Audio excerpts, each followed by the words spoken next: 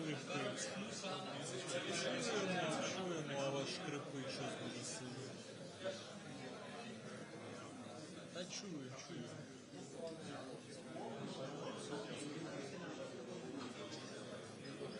Та ми чуємо, тільки шкрипить. Чуємо. Та чуємо ж ми. Та я ж відповідаю усім. Да. Може в мене я не буду не працювати.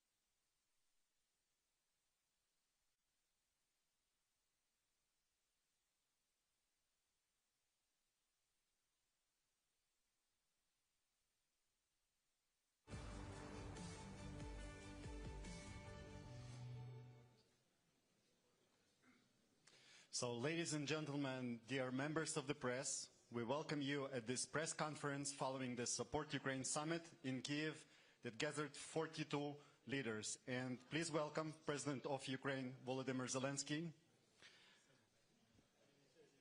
President of Finland Alexander Stubb, President of Latvia Edgars Rinkēvičs, President of Lithuania Gitanas Nausėda, President of the European Council Antonio Costa, President of the European Commission Ursula von der Leyen, Prime Minister of Canada Justin Trudeau, Prime Minister of Denmark Mette Frederiksen, Prime Minister of Estonia Kristen Michal, Prime Minister of Iceland Kristrún Frostadóttir, Prime Minister of Norway Jonas Gahr Støre, Prime Minister of Spain Pedro Sánchez, Prime Minister of Sweden Ulf Kristersson.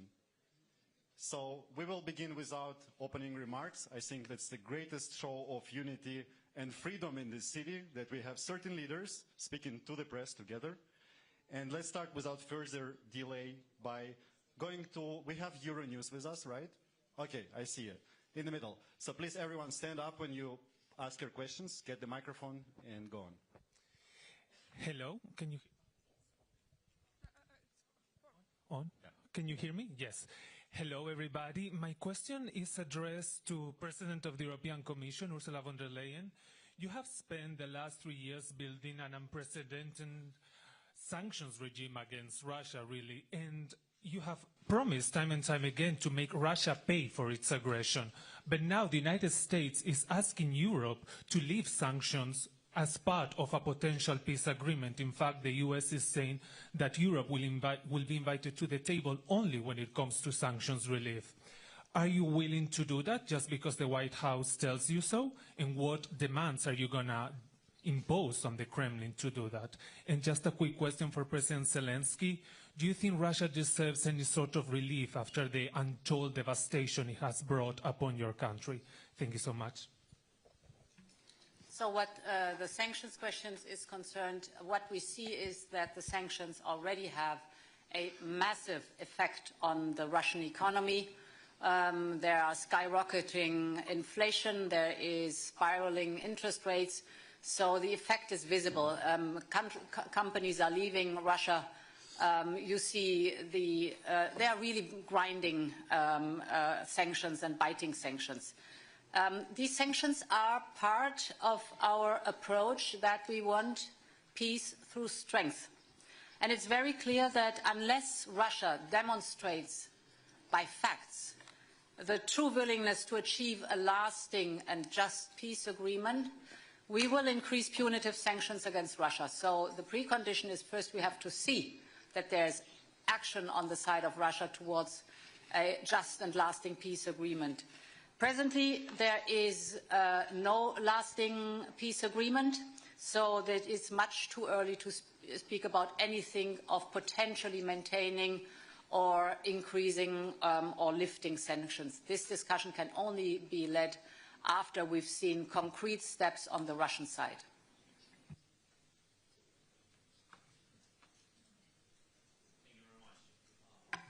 You know, well, we are very often, and also today we speak that we need just and lasting peace. And when we speak about the just, and this war, it's difficult to find just in this war because of such steps of Russia. Their war, their way of this war, how many people they killed, just killed, and thousands in the prison, and stolen children. And that's why we'll never forget it, and we can't forget it.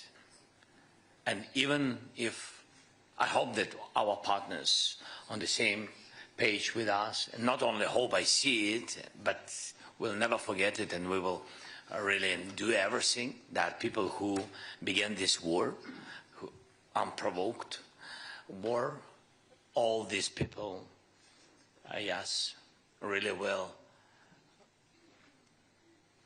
answer, and of course we will work on tribunal even after the hard part of this war. Even when we will go to the diplomacy, we'll never forget these surnames and these people.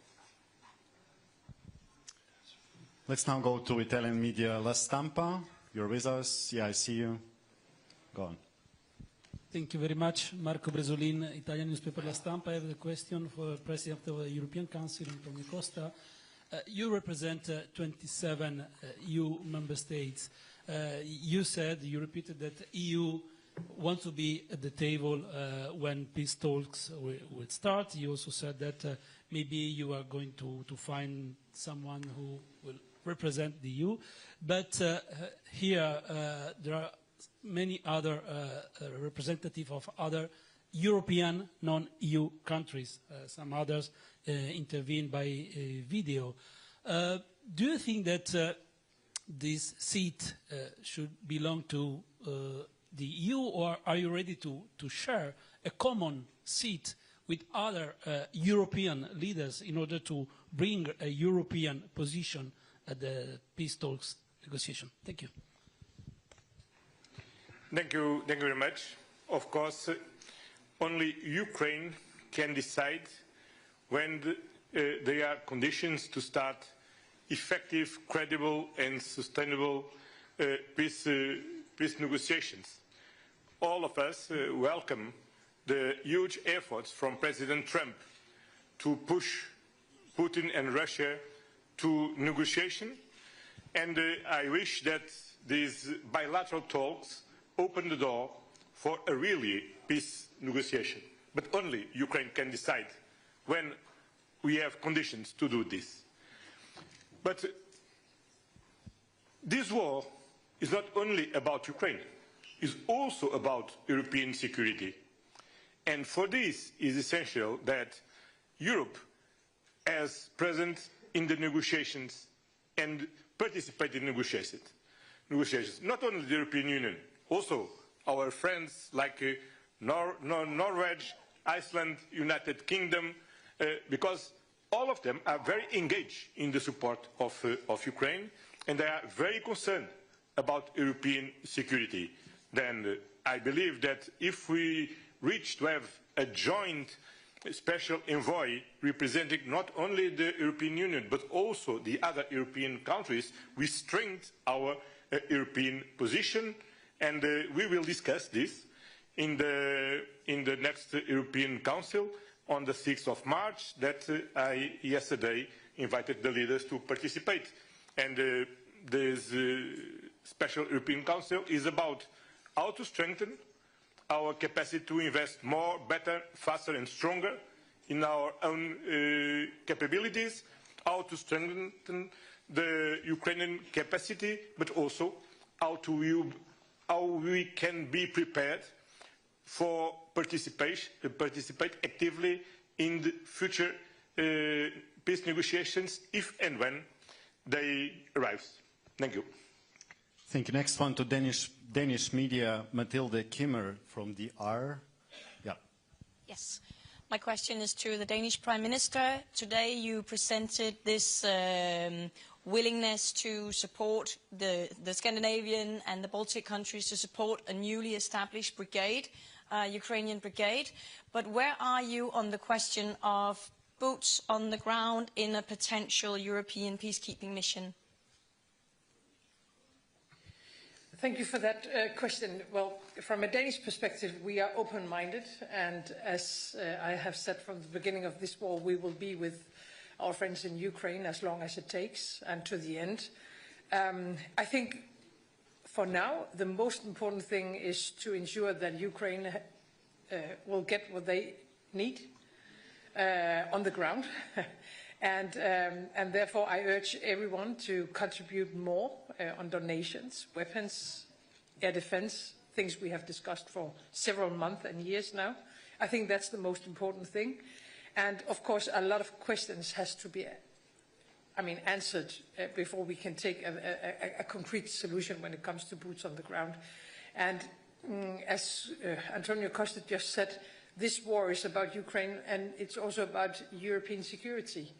And therefore we need to look at the entire eastern flank when it comes to deterrence and defense. But we are open-minded. Thank you. Delphi Media, Herman Kelomis. Delphi, yeah. Hello, Herman Kelomis from Delphi in Estonia. In my country, it is a day with a double meaning. We have our Independence Day, so my question is to President Zelensky and Prime Minister Michal. Should there be an unjust peace in Ukraine? Do you think Estonia's independence could be threatened, and how soon?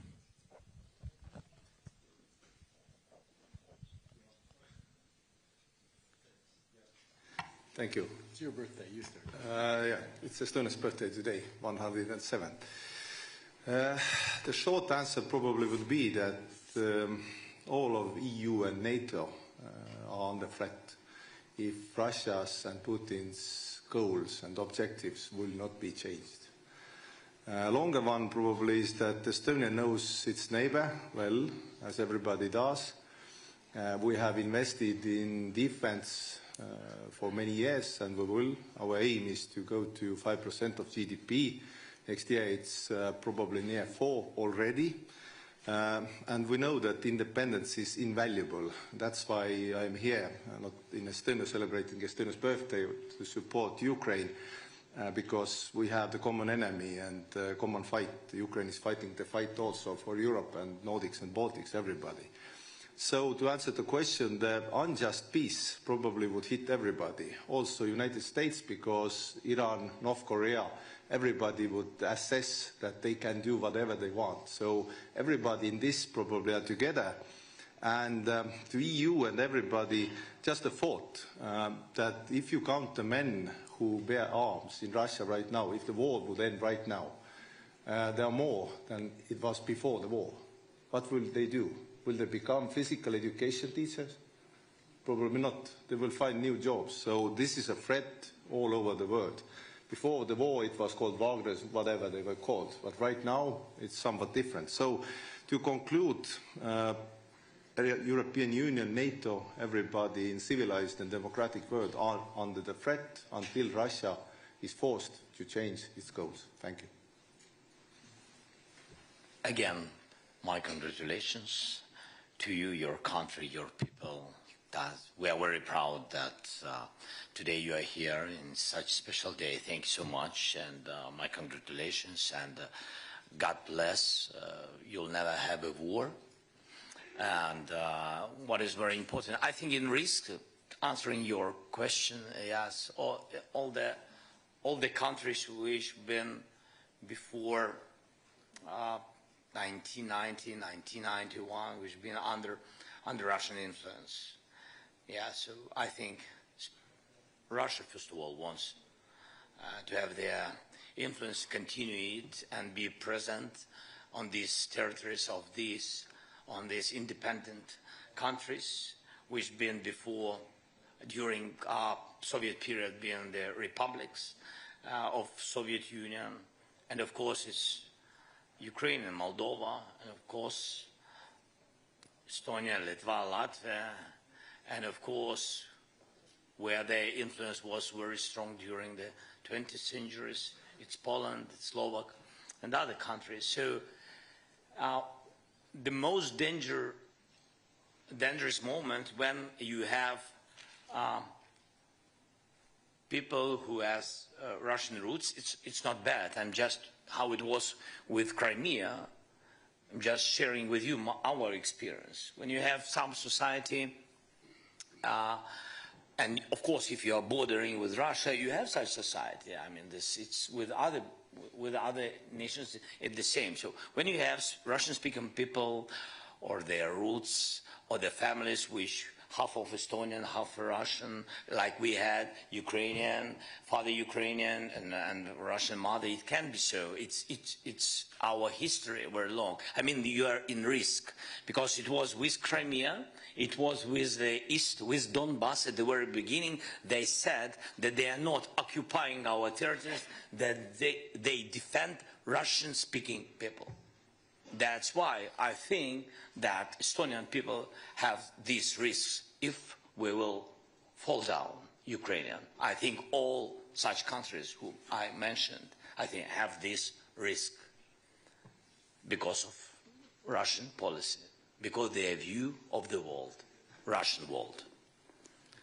Thank you, Mr. President. And we now go to Iceland. Dagny Erlendsdottir from Iceland National Broadcaster. Yes. I have a question for the Prime Minister of Iceland, Kristrún Frostadóttir. Your government has decided to increase funding to help Ukraine. On what projects will that be spent? Thank you. Yeah, so this is, we're obviously very much aware of our geographical situation in the world. And even though we might be a small country, we think it's very important that we show through direct action, not just with words, that we're stepping up. We are a country without a military, but we are a country that has high welfare because we have security. And I think there's increased understanding that defense for peace in Europe is extremely important. So we're making this step of doubling our contributions when it comes to defense for Ukraine. And our hope is that we will mostly use these funds to go through the Danish initiative, which we know has been very effective, both financially and for the Ukraine, but also through our demining efforts that we've worked on with Lithuania. So that will be our chief focus. But then we are also obviously supporters through the MB8 of the brigade. We don't have arms or a military, but we will be financially supporting that. So this is an important step for Iceland to take, and like I said before, important to show solidarity with Ukraine. Thank you, Excellency. Let's go now to Canada. Marie F. Bedard from Radio Canada. Hi, good afternoon. If you'll indulge me 1 second, je vais commencer en français, Monsieur le Premier ministre, avec vous. Vous avez parlé plus tôt ce matin de la volonté du Canada de collaborer avec les partenaires européens dans le cas où la paix sera atteinte. Est-ce que ça veut dire pour vous des soldats? I'll translate very quickly. Did you mean this morning that Canada was willing to send boots on the ground should there be peace to cooperate with European allies to guarantee Ukraine's security? And if I may, a question for both of you, President Zelensky and Prime Minister Trudeau. How significant and important is it to have a North American ally at this table now, given the fact that in the past month, both of you have had conversations that sounded like they came from an adversary with the United States and its president, Donald Trump? What's the significance of Canada's presence here today? Well, first of all, Canada has been there for Ukraine from day one, indeed from before day one, as in 2015 we started training Ukrainian military forces on the ground in Ukraine, which was a significant part. Western training to the Ukrainian armed forces is one of the reasons why Ukraine has been able to stand up to the Russian invaders so effectively over the past years. It's not just Canada, a number of countries have been involved. But for historical reasons, Canada having the second largest diaspora of Ukrainians in the world means that we felt deeply connected to Ukraine, but we also believe deeply that it's not just about Ukraine. It's about the rules and the values and the principles of sovereignty, of independence, of territorial integrity that protects every country in the world.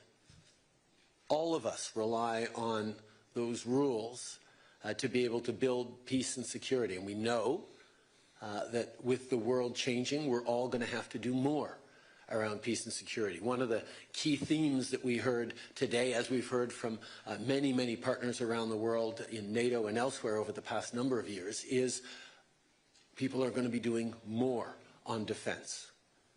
9.5 years ago when I took office in Canada, the previous government had us down below 1% of defense spending, even though the NATO 2% pledge had been made a year or two before. In the subsequent time, we have more than tripled defense spending on the path to 2030, and we're on our way to 2%. And we know we're going to have to continue to do more and more in an uncertain world, and Canada will be there. As to how we will be there, we will work with our neighbors on it, but everything is on the table because we need to make sure that might no longer makes right in this world. That's what has led to 80 years of incredible stability and prosperity, not just in Europe, but around the world, because of the institutions we built out of the ashes of World War II. And standing up for those institutions is in the best interest of every single one of us. Now, as a collection of different nations, we will have different perspectives from time to time on the best way forward, and those will be worked out in forums like this or at the G7 forum or elsewhere. But we are united in our values. We are united in wanting to see peace and fairness and prosperity for all our citizens, and that's what continues to drive us forward. Le Canada va toujours être là pour l'Ukraine. On est là depuis les débuts. On va continuer de l'être et on regardera comment on peut mieux aider dans les années à venir. Parce que défendre l'Ukraine, c'est pas juste défendre l'Ukraine, c'est défendre les principes et les valeurs qui nous protègent tous. Merci à vous. Victor Guerrero, Télévision Española. Ah, sorry.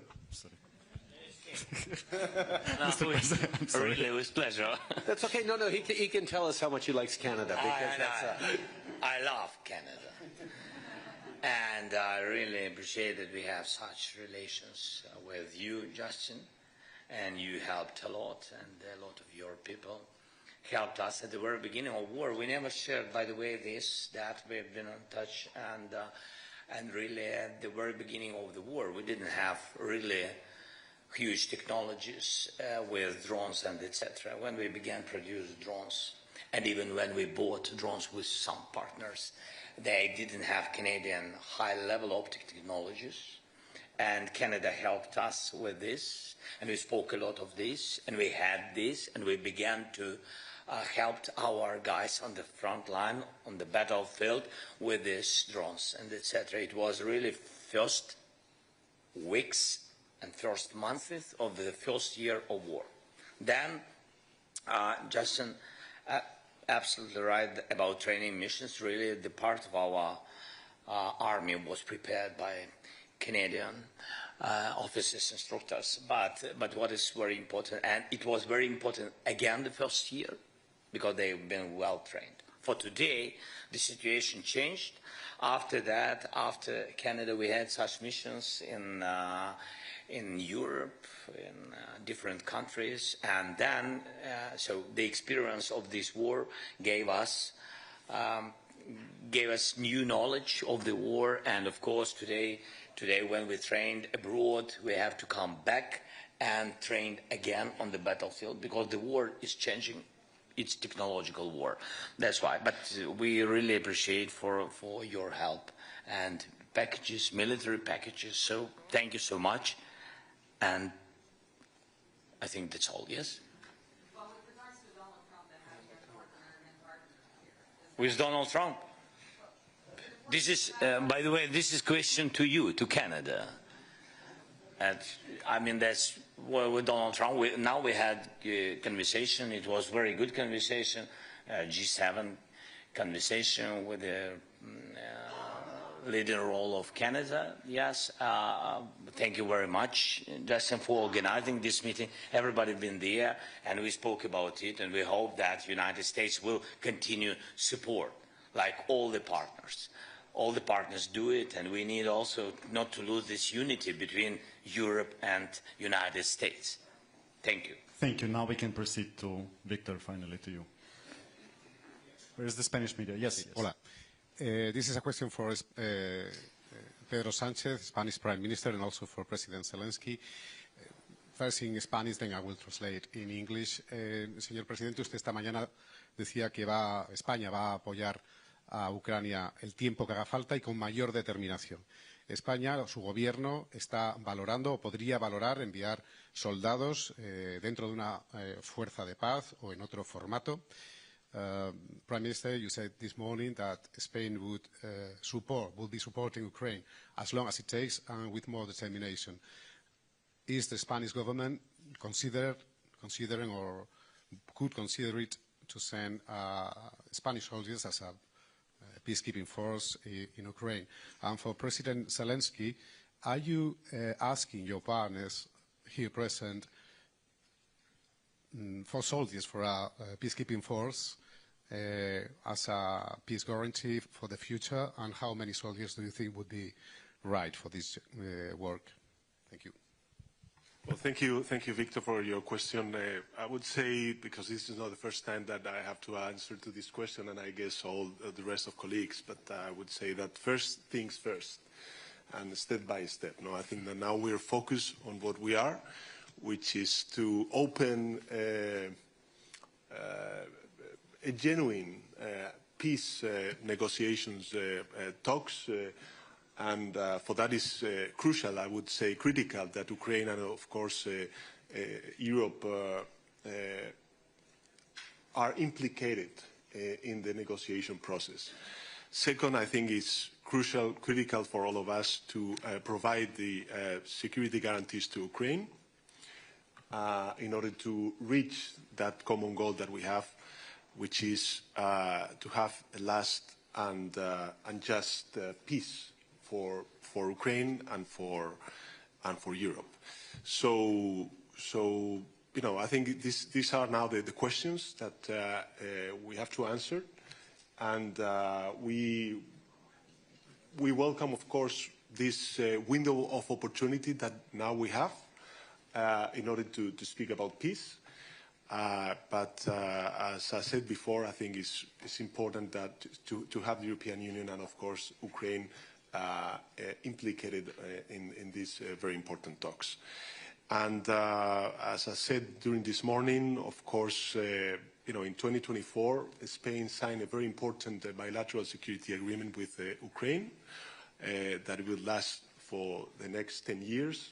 Last year, we provide 1 billion euros in order to provide military capabilities to Ukraine. This is something that we are going to repeat in the year 2025, and of course we are we stand with Ukraine and of course with President Zelensky. Thank you so much. We're very thankful to you, Pedro, your country, your team, and your people. We had, I think, the most difficult moments. 3 winters, blackouts, and etc. Now we're sitting in the middle of the winter. We have light, we have connection, we have internet, we have possibility to speak, and our people have electricity, and we see each other. That's good, very good. But this is the big work of a lot of partners. For example, I don't know if I can share when I came to Spain in a very difficult moment again in winter, and Pedro made a decision with I don't know if I can say number of hawks, I don't know. Yeah, 6. It was decision I needed very much because we knew that they will attack very specific infrastructure of energy, and we needed very much 10 very quickly. I had to find very quickly 10 systems and through the world, and immediately Pedro gave me 6 hawks, and it helped. So thank you so much. And such things, this is illustration of our unity. And again, it means that we can trust each other and we count on each other, and we are very thankful. And I'm very thankful, like president of our nation, to all your nations, and this is very important. I think the same thing we will discuss. Now it's not for public because we didn't make a decision about the contingents and infrastructure for security guarantees. We are contingents or troops, how you say, or soldiers, like the journalist said. So we will discuss this infrastructure. The number, so of course I know the number what we need, and of course we will share it firstly, not in the open conversation, yes, not to prepare Russians for this, and so we will discuss, and when we will make decision of what we see, how we see the number, and if it will be positive, we will share it. Of course we will share it. It's not a secret. It can't be without supporting of societies. Thank you. Thank you. Now to Swedish media, Svenska Dagbladet. Yeah, we have Swedish media with us. Okay, they probably left. Have not waited until now, yes? Okay, let's go now to Norway then, another Nordic nation. Marius Helge Larsen. Okay, at least we have you. Hi. I'm Marius Larsen from the Norwegian news agency NTB. I have a question for President Zelensky or anyone else who would like to answer it. You have now been through... Can you ask Sweden, please, because they don't have journalists. President Zelensky, Sweden, and anyone else. Okay? Sweden, Zelensky, or anyone else. Or my Prime Minister, who hasn't gotten any questions yet. So, but it goes to you first, President Zelensky. You have been through 3 terrible years of war. What are your hopes for Ukraine and the Ukrainian people for the next 3 years to come?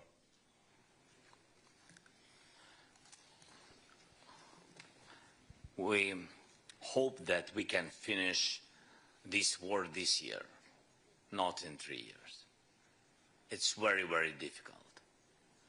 Very difficult for all our nation to go through this war, but with all respect to our soldiers and our people. So I can't speak about 3 years. If we speak about how to prepare security because of the Russia, they can come back in 10 years. If we will not be prepared. They will not come back if we will pressure them, put them to their place, to their territory, and if Ukraine will be in EU and in NATO in closest years, of course it will help us very much. And I think that they will not come back if we will have strong army and strong allies and strong unity, to my mind. Because they will never, forgive the world that they didn't win. And you see that they will not win. Thanks. Thank you. And what about Sweden? Yes, you have a question to your Prime Minister or not? If not, we will proceed. No? I think everything was so clear. Okay, yes. I have a question for my Prime Minister as well, Jonas Gahr Støre. Today, your colleague Mette Frederiksen in Denmark said that 3% of the budget to defense is not enough. You have set the goal to reach 3% within 2036. Do you think that is a fast enough pace? Well, I think we have made that significant shift of lifting us far above 2%. First, we were among countries that did not have a plan. Then we had a plan, then we moved beyond, and we are now about 2.5, and we may reach 3% before 2036, by the way. I think we may need to invest more in defense, and I think that debate should be on figures, but also on quality and capabilities. Because if we get lost in figures, we will have 32 allies with silos and percentages. What we need to do now is to deliver on what we have agreed at NATO, in Vilnius and in Washington about regional plans. So we work now with Sweden and Finland in the north of the Nordic region to make sense of our capabilities in defending the Nordic part of the Nordic region. And we debate with our Danish friends and our German friends and our British friends that around the North Sea we should also have investment in the best capabilities. That may also lift percentage, but I would really like to see the output as the most important. Thanks. Thank you. Let's go now to Finnish media. We have with us Jonas Immonen from Ilta-Sanomat, right? Yeah. Yes, thank you very much. Jonas Immonen from Ilta-Sanomat, Finland. Question for President Stubb and Mr. Zelensky. Mr. Stubb, you said earlier today that there are now mixed messages and signals coming from the US in support of Ukraine and also defense of Europe as a whole. Mr. Stubb, what do you think that's going to be Finnish role and responsibility for future for European defense? And Mr. Zelensky, do you think or believe that Europe will and should be able to replace US support if needed? Sure. Perhaps I'll answer through 2 points. I'll answer the question to Volodymyr first. I think we need to get our facts right. When you look at support for Ukraine throughout this war, Europe stands, as Commission President Ursula von der Leyen said earlier, at about 134 billion euros, more or less. The United States, roughly around 114 billion. I look around this table and I see NB8, so 5 Nordic countries and 3 Baltic states. We're actually at 26 billion euros, roughly speaking. So that's about a fifth of what Europe has supported. So yes, to a certain extent in the future, we're going to have to take more responsibility, but to get bogged down in who has given more, I think is the wrong tack. The second point I have to make, it's not only about the material support, it's also about having skin in the game or having some kind of a plan. I think Norwegian Prime Minister Jonas Gahr Støre put it quite well earlier when he said that we Europeans can't complain our way to the negotiating table. And my worry is that in the past 2 weeks, when we've seen a shift in the transatlantic partnership, and you'll know that I'm an avid transatlanticist, we have to wake up to a new reality. And then the question is, how do we get skin in the game? How do we get involved? I think a good start is what President Costa has done, is to call a European Council. Because right now, European diplomacy is rather cacophonic. It's all over the place. That's why I have, together with some colleagues, proposed that we sit down and think about a plan. And in my mind, that plan or sketch goes in 3 phases. The first phase is the pre-negotiation. That's where we are right now. This is when we have to think really hard how we put more pressure on Russia and basically how we support Vladimir and Ukraine and what kind of security arrangements we have. And if I may, just as a side note, I'm getting a little bit frustrated about this debate on boots on the ground, because that sort of misses the whole point. That is that the strongest boots on the ground in the world right now are with Ukraine. They have the land forces. Then it's a question about which phase and how Europe will come to support Ukraine. In the air, in the sea, with reconnaissance, with intelligence, etc., etc. The second phase of the plan is when the ceasefire begins. And that's actually quite crucial, because that's when you start looking at the modalities and the agenda of the actual negotiations. And that's when you start looking at confidence-building measures. And then the third phase is the peace process.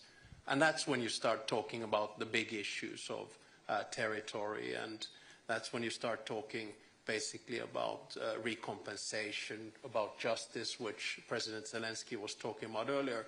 So what I'm trying to say is that I think we in Europe, we need to get our act together. And in order to get an act together, you have to have a plan to the Americans, because if you don't have a plan to the Americans, you're not going to get involved in negotiations. And right now the negotiations are happening above our heads without any kind of a plan and strategy. That's why I think this meeting has been extremely important, and that's why I think that the next 2 weeks are crucial also about the future of European security. And there was another, yeah. Just some words. I think that you are sorry that I'm telling but I think that you are neighboring the same problem. Yes, and that's great. So that's big success that you are in NATO. And my congratulations to Sweden. And also, that's why, so we are very thankful that we have such close partnership with Finland, with Alexander. And of course, you gave us a lot of packages during this war. And it was very important, useful. I can tell you, especially, by the way, first year, I'm focusing a lot of times on the first year, but I think that the first year, first months, was the most important. The most important in this battle. And when those times we didn't have 155 artillery, I mean Western kind of NATO standard systems of artillery. We didn't have long distance weapon and etc. We had Ukrainian production, Soviet period production, any weapon, artillery and etc. and air defense, S-300, for example, missiles. And it was very difficult. It was big deficit because it's big deficit in the world. And Finland helped us very much, because really we found only some countries who had it in the storages. Yeah, so it was very important, especially those months, those first weeks and months. And about your neighbor, and I think, and of course, Ukraine will be always thankful for this and never forget it. And I think those experience of such enemies or such problematic neighboring, how to save the border, and you have very long border with Russia. And that's why I think our experience of how to defend the contact line or defend the front line, and the same technologies how to defend the border. I think this experience, our experience, will be very useful for your country. It doesn't mean that you will have a war, but it's more safety. I think so. Thank you. I was told we have another question to Prime Minister Christensen from Ukraine Forum. Yes, the floor is yours. Тетяна Пасова, Укрінформ. Запитання до прем'єр-міністра Швеції і до президента України. Скажіть, будь ласка, зараз активно... Ще секундочку тільки візьмуть так. Будь ласка. I can put my question in English, actually. Today, President Nauseda stepped with the initiative for Ukraine to become a member of EU by 1st of January of 2030. And do you support such initiative? Because we need a coalition of leaders who will support our way for EU. And і запитання до президента Зеленського. Пане президенте, скажіть, будь ласка, чи готова Україна ще більше пришвидшити реформи заради євроінтеграції?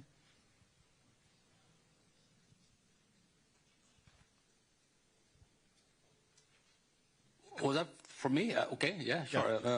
Well, obviously we have we have the phrase of a merit-based process, and since there are a lot of merits, there is a good reason for speediness in the process. So that's very easy. And I really wouldn't mind to have a very specific date. I think there is an urgency in becoming a European Union member, and even more so if there is put at a doubt whether Ukraine will be allowed into NATO for every country. So I think the European Union accession is an urgent need.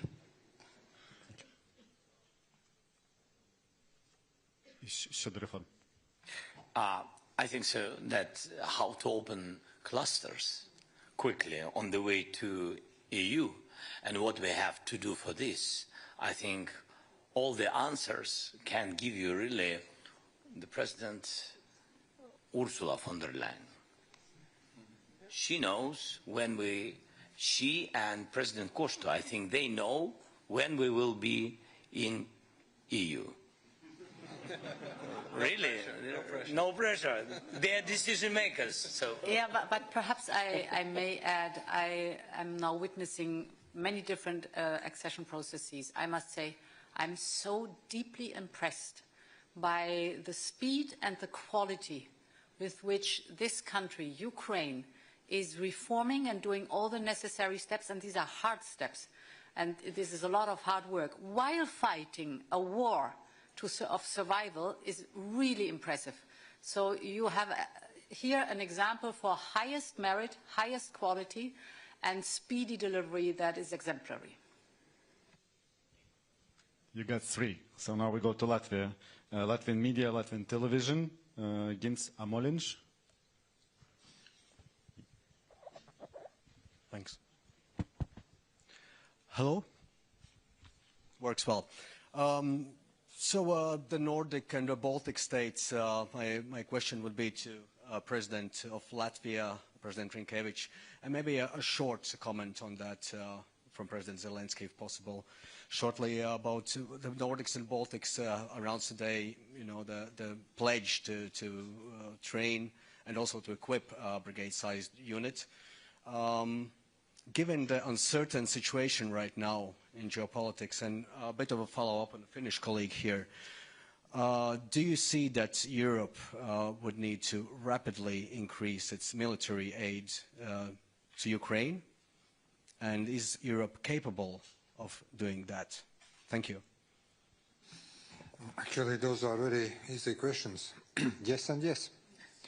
But I think that for the second, what we really need is to first of all, get a very clear message to the defense industry that we are going to spend more, because what defense industry needs, a clear commitment.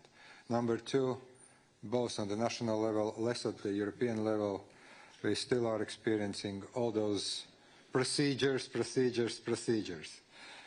Sorry to say, but I think that we need to get out of this kind of mood that we are very much process-oriented, but to move to the results-oriented.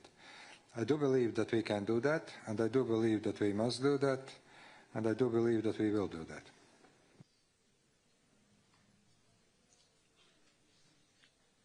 Okay, let's go now to listen. I think so that all the defense or military industries of European countries began to increase the production because of this war.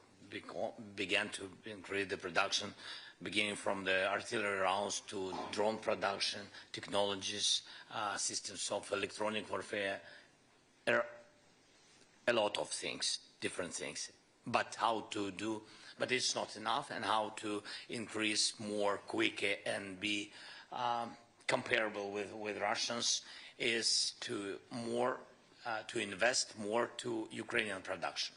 Because our economy, we have military economy for today. We just produce, for example, like drones. We have 200 private companies. 200, it's a lot. Even small companies, they need financing, and they produce quicker than our government production. It's understandable, because without any bureaucracy, they just produce and help soldiers. And by the way, they help directly to the front line. What is important, they don't produce and just to give government, and then government think how to send it to the front line. So there are a lot of quick ways. For example, we did one thing. So I began to pay money directly to brigades. It's one of the versions, how to help them to produce quickly. And they really do a lot of things. And they buy and produce. There are brigades on the front line which produce at the same time. So really very sorry if I'm using not correct word, interesting, but it's incredible. So that's why we need additional financing for our Ukrainian production directly to private sector. Now to Lithuanian media, LRT, Augustinas. Yeah. Thank you for opportunity. Question for Lithuanian president. I also would like to ask you about, peacekeeping force possibilities in Ukraine. We see that it's hardly likely that anytime soon we can see this coming from EU or NATO frame. Are you willing to take a unilateral decision, like, for example, United Kingdom is talking about? And also I want to ask President Zelensky, looking around you today, around this table, do you think that this Nordic-Baltic region is playing more and more significant role in support for Ukraine? Thanks. Lithuania is ready and will be ready to support Ukraine under any circumstances. And even now, as we speak, Lithuanian people, ordinary Lithuanian people, are accumulating financial resources in order to buy the drones for Ukraine. So my country is not tired and will be not tired in supporting Ukraine. When it comes to the decision you mentioned, I think we have to answer to the three questions, first of all. We need the clarity about the mandate of such forces on the soil of Ukraine. Are we speaking of peacekeeping or peace enforcement? There is no peace yet, and even the ceasefire is not the reality, unfortunately, so far. The second question, and the answer to the second question is, are we ready to enforce the ceasefire? So the force must be real. The first time the peace is violated or ceasefire is violated, the retaliation must be immediate and strong. Otherwise, we compromise and we discredit the very concept of the security guarantees. And the third question is, are we ready to back each other? Or, in other words, unity is vital. Europeans with the backing of the United States would be ideal solution. Are we there? I have my doubts. Maybe my doubts will disappear in the coming weeks or coming months. At least I'm looking forward to the Hague summit. I hope there will be positive news from this summit despite all our reservations. So I think the question is a little bit too premature, but when it comes to the training mission, Lithuania is already there. Our experts, military experts, assist Ukrainians to improve their professionalism and fighting capacities. They are there, and we already answered to this question positively. And if you allow me, I will comment my initiative on the date of European Union accession, Ukraine's accession into European Union. You know, this is a matter of political commitment. If we talk about the NATO membership, of course we understand that not everything is in our hands, and the decision depends on other allies too. But the European membership is in our hands, in the hands of European Commission, in the hands of member state, and of course the hands of Ukraine. And Ukraine is doing really a great job under such complicated circumstances. So I truly believe that it is a realistic date. It's ambitious, but realistic date. Thank you.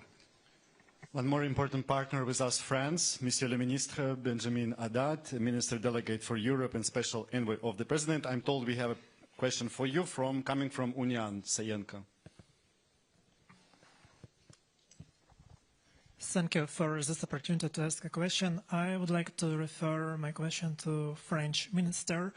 France has already provided Ukraine with very significant support in order to help to survive our country. Especially you provided us Scalp long-range missiles, howitzers called Caesar, armored fighting vehicles, ammunition, and other vital support. And my question is your country ready to continue support Ukraine for another year?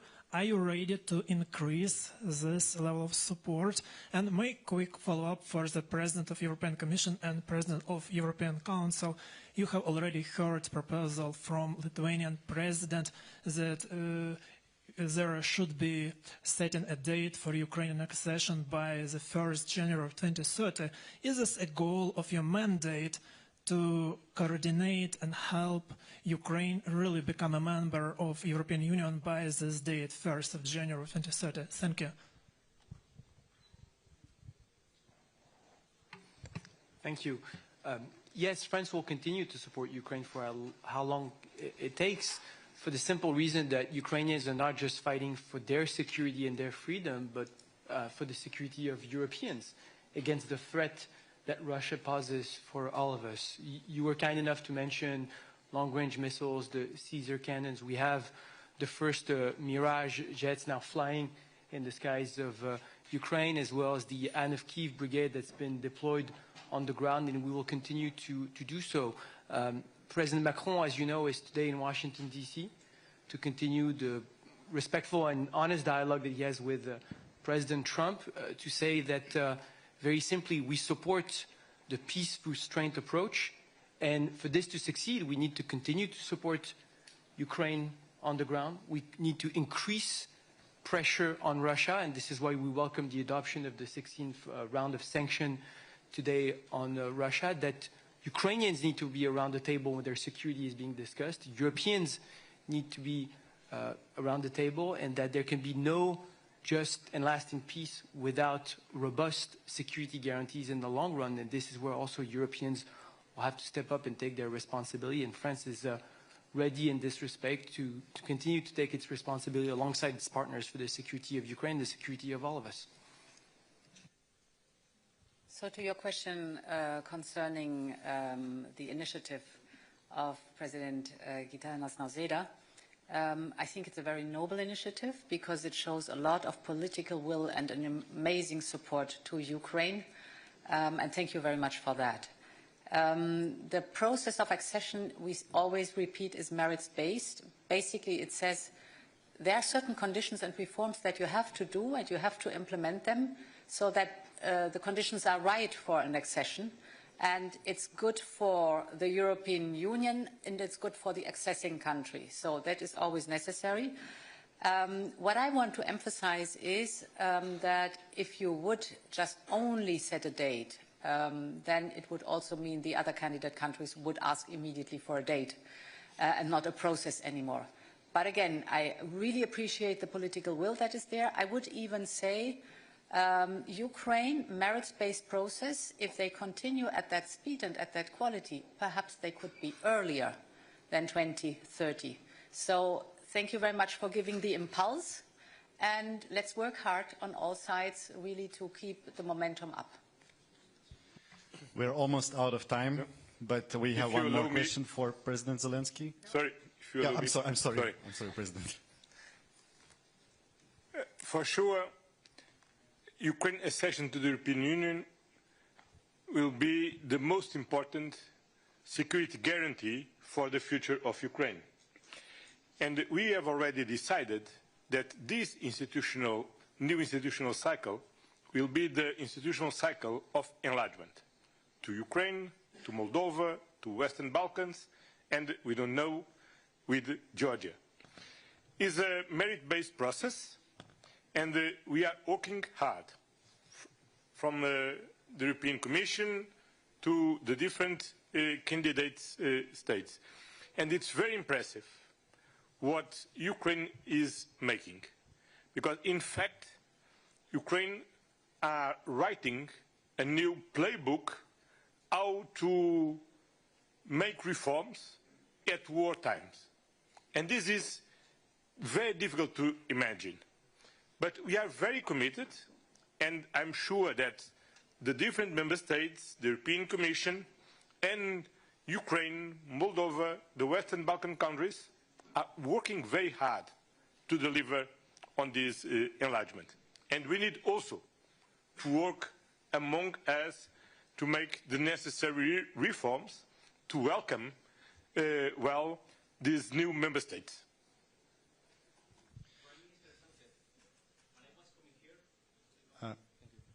El Confidencial, Fermín Torrano. While I was coming here, I met just in the street a Ukrainian friend who told me to say thank you for the €1 billion you announced today.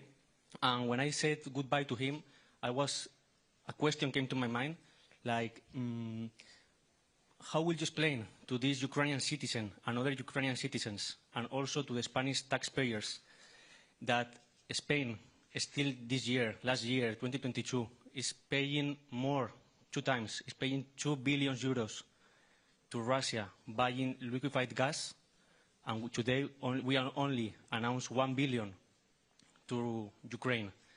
And so I would like to ask you, what will you tell to him, to Spanish taxpayers, because this money is still helping to fund the war? And to President Zelensky, I would like to ask that you said trust with partners is very important. So I would like to know, how do you feel with partners that still pays money, a lot of money, more money than they give to you, to the enemy, or partially at least? Thank you very much. Thank you.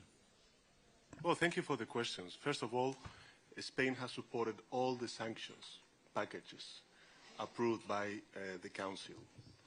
And we've been very constructive and positive in order to increase the pressure on Russian shoulders in order to stop the war. Second, you're talking about private contracts, but the political will of the Spanish government, and I would say the Spanish society, is to reduce and diversify our energy dependencies towards other countries. And we have done so. We have done so. Our main provider is now in North America, not only the US, but also Canada. And last but not least, I would say that that we have committed ourselves as the Spanish government to devote €1 billion for the next 10 years, each year, in order to provide that military capabilities to Ukraine. So, you know, we are supporting Ukraine, we are supporting President Zelensky and his government, and I do believe that even if we're far away from the front line, because we are coming from the Iberian Peninsula, we have also a good representation of the Iberian Peninsula with the President of the Council, Antonio Costa, and myself. I think that people in our society understand quite well the importance of defending and providing this support to Ukraine and its people in order to guarantee that peace and security in Ukraine and in Europe.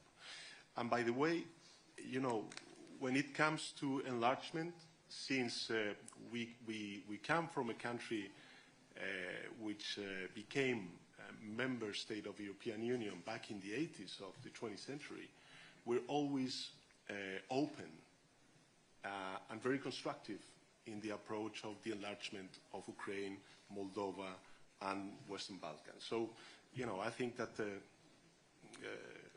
and this is not because it's the political will of the government, it's the political will of the Spanish society, which really feel that solidarity before, when we were, you know, with some problems, and nowadays, when other countries, such as Ukraine, need that solidarity.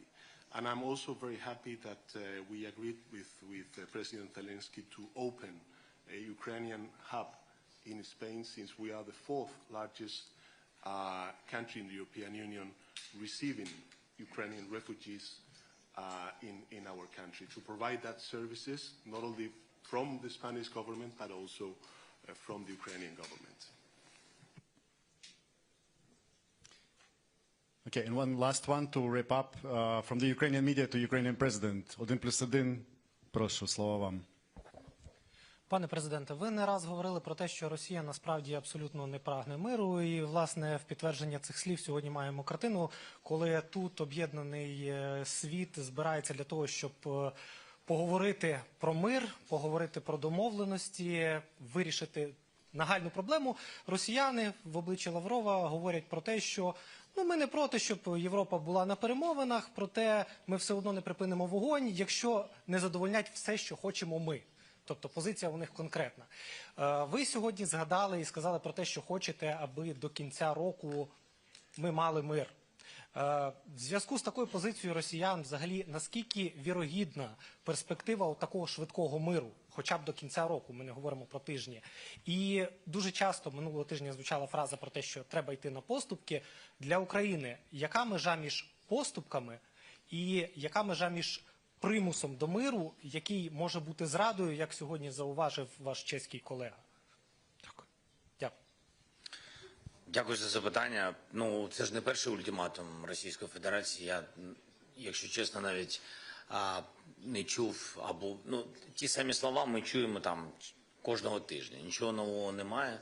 Всьому треба робити своє, треба посилювати себе, посилювати розуміння, що ми можемо зробити в Європі, збільшувати виробництво, посилювати нашу армію, домовлятися з партнерами, безумовно, це без Росії, домовлятися з партнерами про гарантії безпеки для України, тобто будемо готовими до всього.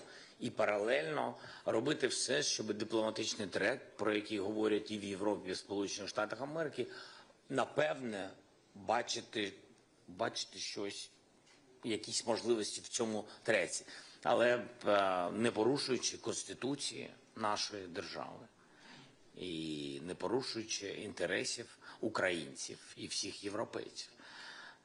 І тому тут про це можна дуже багато і довго говорити. Давайте, незважаючи на те, які ультиматуми звучатимуть з російської території, давайте робити своє. Мені здається, поки у нас є такі сильні партнери, ми не наодинці проти них, я думаю, у нас все вийде. Дякую. Дякую, пане президенте. And thank you, distinguished leaders. Thank you, press. This we conclude. Thank you so much.